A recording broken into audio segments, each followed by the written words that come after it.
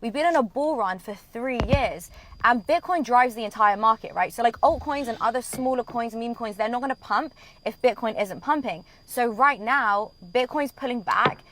We're slowly moving into a bear market, in my opinion.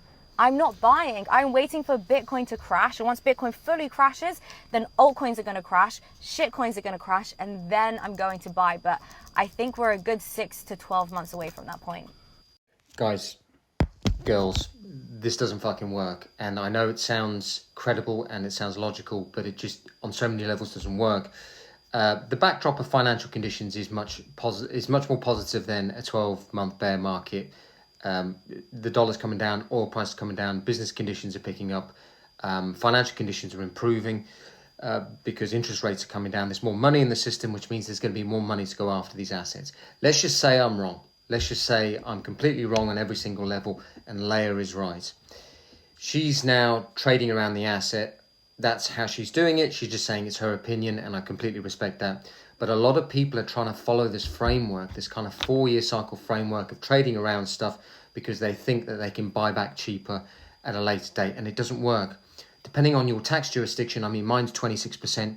If I were to sell, let's say I was in profit, I would have to outpace that 26% if I was going to trade back in to the trade in 6 to 12 months time.